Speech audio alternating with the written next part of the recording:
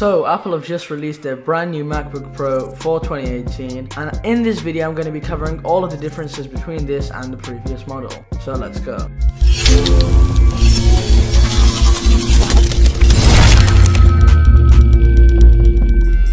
Hey, it's AKAJK, and in today's video, as I did say, I'm going to be covering all the differences between the 2018 and the 2017 MacBook Pro. But I'm not just going to be covering all the differences. I'm going to be doing this under 3 minutes. So without further ado, let's put 3 minutes on the clock and get started.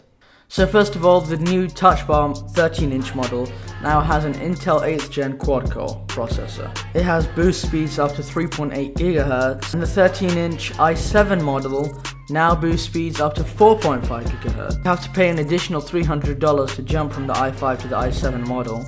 The 13-inch Touch Bar model has double the ED-RAM, coming in at 128 megabytes. The graphics chip has now been upgraded to the Intel Iris Plus 655, and this one's a crazy one. There is now a 2TB SSD, not HDD, SSD model, as opposed to the 1TB in the last year. Now has a True Tone display, which will be great for editors and photo editors and whatever kind of editors. It has a 58 Wh battery as opposed to last year's 49.2 Wh. Flipping Bluetooth 5.0.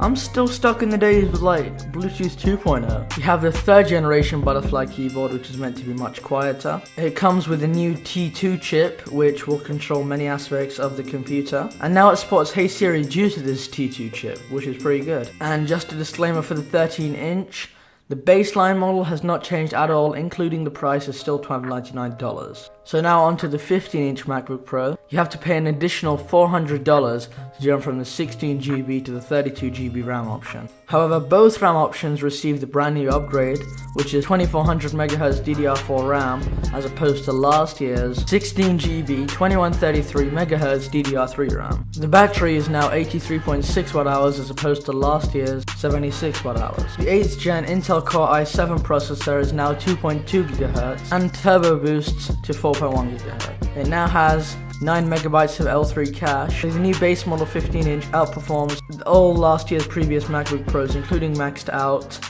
in single and multi-core performance. You can pay $400 from the jump from 2.2 to 2.9 GHz. And along with that, the turbo boost jumps from 4.1 to 4.9 GHz, and the Core i7 to Core i9. It also goes up to 12 megabytes of L3 cache, as opposed to the 9 megabytes without the upgrade. There is now a 4TB SSD model, which you have to pay an additional $3,200 to jump from the 512GB SSD.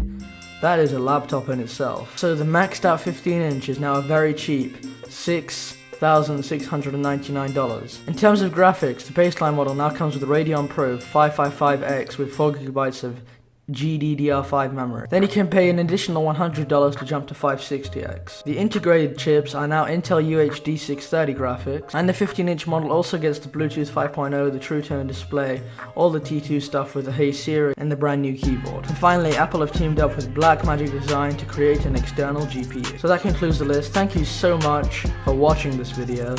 I will make a podcast episode where all of this goes into much more depth, and obviously other things on my Tech News podcast. I'll leave a link for that in the description down below. And yeah, I do hope I'll see you again in tomorrow's video, because here at AKAJK, the grind is daily.